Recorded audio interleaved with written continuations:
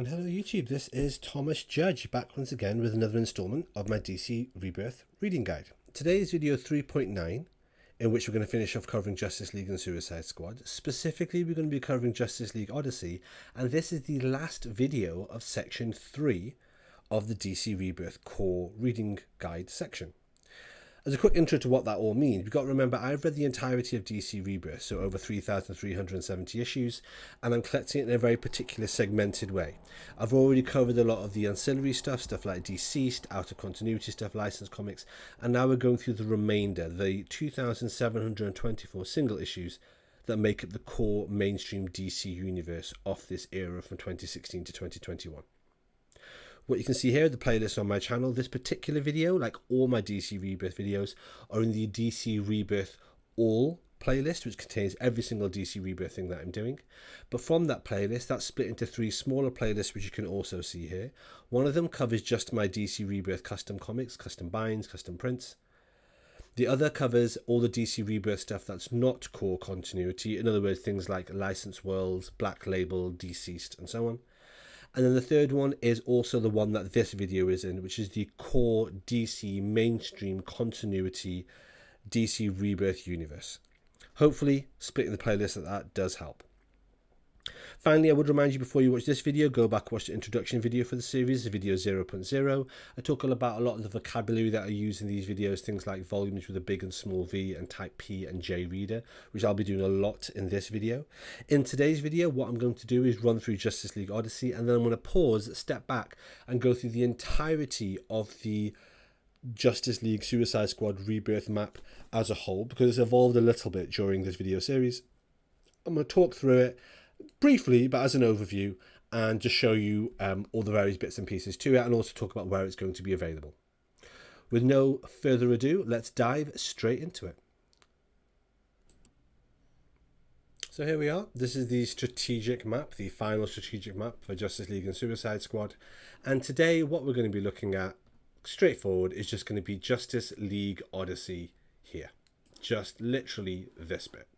Let's go down to the trade paperback level, which is the red map here, and let's have a look. Now, the first thing that I want to point out is that whilst Justice League Odyssey is much like Justice League Dark in that it starts directly after the events of No Justice, that's not how it works in the real world. So what happened in the comics was you have No Justice here as an event, and then subsequently spinning straight out of that, you had Justice League Odyssey and Justice League Dark, and obviously I've put Man Bat as the prequel here. We talked about it last time. But in the real world, the first issue for Justice League Odyssey was actually delayed by several months in the real world. Now, I don't know why, but it basically meant it ended up releasing sort of 5 or 6 months later, so after Justice League Dark started. Now, initially it was written by Joshua Williamson, who we're going to hear a lot about in the next DC era, like Infinite Frontier, which I might do a guide on in several years' time. And it had art by Stefan Chazik, who is an amazing artist famous for things like Sunstone. Now, this new series here, Justice League Odyssey, is about a mysterious new zone. This is no spoilers, but it's just a mysterious new zone titled the Ghost Sector, appearing in the furthest reaches of space after the events of No Justice. Now, within the Ghost Sector is a large number of planets that hadn't been around before and are now accessible and available. After being led by Darkseid, because he's a major character in this, as you can see from the cover here, like I say, no spoilers, it's not on the cover. Darkseid leads Justice League Odyssey, or that group of Justice League heroes, to the Ghost Sector, and that's Cyborg, Starfire, and Azrael. And they're basically using the spaceship that they've stolen, which is actually very, very cool, which you'll see when you actually get into it. And as well as that, they also have this character here, Jessica Cruz, who's a Green Lantern, who's been assigned to patrol this new area, the Ghost Sector, by the Green Lantern Corps. And that's how you've got this very first volume with a small V of Justice League Odyssey, volume with a big V. So volume with a small V 1 is called the Ghost Sector itself. It contains issues 1 to 5, and it's a pretty middling story, but like I say, it follows straight on from the events of No Justice. I will say the artwork is astonishing, even if the writing by Joshua Wilson is just kind of meh. That takes us into the second volume with a small V, called Death of the Dark. And that contains issues 6 to 12. At this point now, it's written by Dan Abnett, who I'm a big fan of.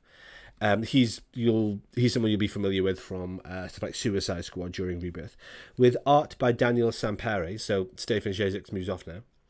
It's worth noting that issue 11 of this, like I say, it contains issue 6 to 12. Issue 11 is an offer issue from Year of the Villain, but basically it touches in with that event and then really has nothing to do with it. And then issue 12 is branded Dark Gifts, but again, has nothing to do with it. I covered all this in video 3.4. Justice League Odyssey essentially has nothing to do with Year of the Villain, as we will see here, because the third volume with a small v, is called The Final Frontier and contains issues 13 to 18. 13 is branded Evil Unleashed, 14 is branded Doom Rising, 15 is a Year of the Villain special that has nothing to do with Year of the Villain, and then you get into sort of normal non-Year of the Villain branded issues. Justice League Odyssey 16 is worth noting it makes several references to Justice League of America Annual 1. In fact, it's the Hawk World trade paperback, I think. And Justice League Odyssey 17 introduces a character called Epoch, who you may not be familiar with, but he's a rebooted version of an original JLA foe from the 60s. And then you have Justice League Odyssey 18, all collected in here. Now, a lot of these, well, all of these issues are branded Year of the Villain, and a couple of these are, but like I say, they're totally unrelated. I mean, if I could, I would have this line as red, because it's completely unrelated to this, which is the Year of the Villain event, this big grey box here. But the truth is, we're in the Justice League part of the map, so all Justice League issues are essential if you're into the Justice League.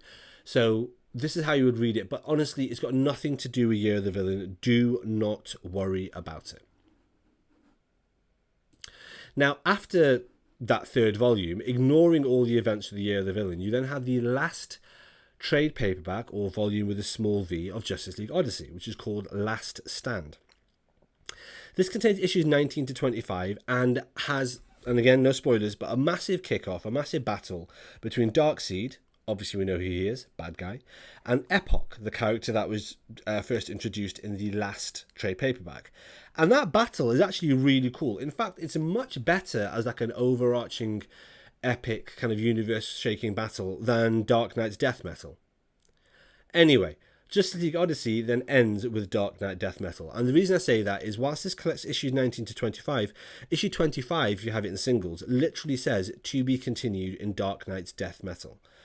In fact, specifically Justice League issue 54, which is the second issue of this trade paperback.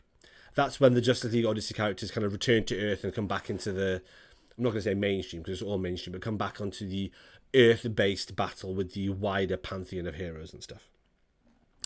And that, ladies, gentlemen and others, literally is all of Justice League Odyssey, 25 issues. That takes us into Dark Knight's Death Metal. And like I say, they do turn up in Justice League issue 54, which is why this goes into that event. And then nothing comes out on the other side. That is the end of Justice League Odyssey. With that in mind, what I would like to do is I'm going to, like I say, zoom out and talk about the entire map as a whole in just a second. Here it is. But before I do, I thought it'd be quite nice to have a goofy little look back at the way the map has evolved over the last 9 videos. Okay, let's have a quick chat about thumbnails. As you know, the thumbnails of these videos use the maps in the thumbnails. I've gone for a very consistent, very straightforward visual style. And what I've got here are the images I've used for each respective thumbnail, which is an image of the map at the trade paperback level that I've taken specifically on the day I've uploaded that video. So it's as current as possible in that video. So what we're seeing here is the very first map that I had, which looks pretty good. Covers all the trade paperbacks and so on. But we'll see that it changes in just a moment, because the next version of this actually shifted things around a little bit, because what we'll see is I end up with a bit more at the top, and I've kind of shuffled around some of the series just a little bit in terms of the ancillary or yellow series going into Year of the Villain. What then happened in the next video, quite a lot of changes, and this was based on a lot of user feedback. I changed the event boxes to being grey. I've added logos in them. I changed the Justice League Suicide Squad box to being grey and being an event box. And again, I moved around some of the lines. I messed around with some of the line thicknesses. And it just generally looks a fair bit better. moving into the penultimate version, I ended up moving around some of the main characters again, so like Flash and Wonder Woman and people like that, and things just got jigged around a little bit just to keep it kind of neater and tighter as far as I could. I also increased the Sync Atlantis event into being something that more clearly cut across 2 lines. And finally today we have the entire thing. No massive differences here. I tidied up Dark Knight's death metal so it wasn't intersecting unnecessarily with Justice League Dark, and a couple of other minor tweaks and so on, but this is where we are. And this map as a live link is going to be available on my website. It's free, the website is linked in the description and so on. The JPEG for this is going to be on the website as well, but it's very, very low resolution. It's extremely blurry, and the reason for that is, as I've said several times before, I don't get any money for this channel, I don't take donations, and so as a result, I'm buying the lowest tier or the least advanced version of the software that does this, and it doesn't allow me to export it at a high resolution. So I would recommend clicking the link and going live to the website and having a look directly at the real world map, which may well evolve over the coming months and years, but I think frankly is probably going to be pretty static at this stage. And finally, with no further ado, let's just have a look at the map and just kind of whiz through it. The reason I'm doing this is because the map has evolved over the course of the last 9 videos, and you might find it useful to just kind of just talk through some of those larger changes. So this is the event map. You can tell because it looks like an event map, and also it has the blue Rebirth branding. And you'll see here's a whole bunch of series where they're in green simply because those issues will intersect as key issues in Dark Knight's Metal, the event, and obviously we covered that a lot in the second video. The Titan series here does not intersect with Dark Knight's Metal. There is an irrelevant issue branded No Justice, but it's kind of annoying. And then it also then sort of optionally intersects with Drowned Earth, with a branded Drowned Earth issue, before it optionally intersects here with Batman Who Laughs. I'm not saying these series don't continue on past this point, they absolutely do, but for all of these I'm only indicating via the green and yellow, and in fact red lines, things that will intersect with events here. And these events are all events you'll be reading if you're a Justice League fan. You've decided to read Justice League and Suicide Squad, you go through it, you might be curious as to what else is intersecting with the events that you're reading. So no sort of messing around, let's have a look at it. You start off with Justice League Suicide Squad, which intersects with Suicide Squad. It spins out Justice League of America, which is relatively self-contained. Both of those series carry on. They both intersect with Dark Knight's Metal. Carries on a bit more. The No Justice event happens. That relaunches Justice League here. And at the same time, we've got the Sync Atlantis event going on here over in Aquaman and Suicide Squad. And we've got Justice League Odyssey and Justice League Dark all launching as well. With all those things launching, they all continue on until Drowned Earth happens, again, intersecting with Aquaman. And then everything butts headlong into Year of the Villain. And it's worth noting, again, as I said, what we have here is a series of sharp 90-degree turns of the direction of the DC Rebirth universe away from the Jeff Johns vision here. Big wrenching left turn to Dark Knight's Metal. Snyder gets given more power, more control, and then a complete full wrenching turnaround into Year of the Villain. All these series here, Batman and the Outlaws, Supergirl, Catwoman, I mean, you'll find Year of the Villain branded issues, but you can ignore all these unless you want to do a mega read-through. And if you want to do a mega read-through, watch video 3.4 in this guide. We got the Year of the Villain series, and we talked about all the issues in there, and the trade paperbacks, and in fact the kind of stealth omnibus, which is the second Justice League 2018 omnibus. And in that is collected Batman Who Laughs, which I think is a pretty integral part of the infected sub-story in Year of the Villain. That does then lead into Batman Superman. And Batman Superman is kind of an optional follow-on from Batman Who Laughs. We're actually going to cover that in the Batman section when we get to the Batman section, in section 6 of this Rebirth core guide. But ultimately, you don't really need it. And then continuing on, you've got a key Flash issue going into Endless Winter, all the way over here, but skipping Dark Knight's Death Metal. You've got both Justice League Odyssey ending in Dark Knight's Death Metal, and then a major Justice League through line of Dark Knights. The rest of it is all just random one-shots. Justice League Dark continuing down here.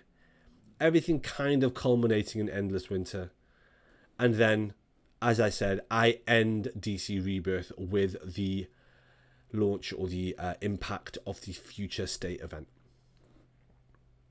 Let's scroll down to the trade paperback view, and it's all pretty much as I said, just in way more detail. If you go onto the website, you can hover your cursor over this and it'll give you the name of every single trade paperback, and you can zoom in as much as you want and you will see them in a huge and horrifying amount of detail. So it's got sort of infinitely scalable resolution that you can keep on going in and in. So that looks quite nice. But scaling back out, we've got the Dark Knight's Metal event there, including the Tales from the Multiverse spin-offs.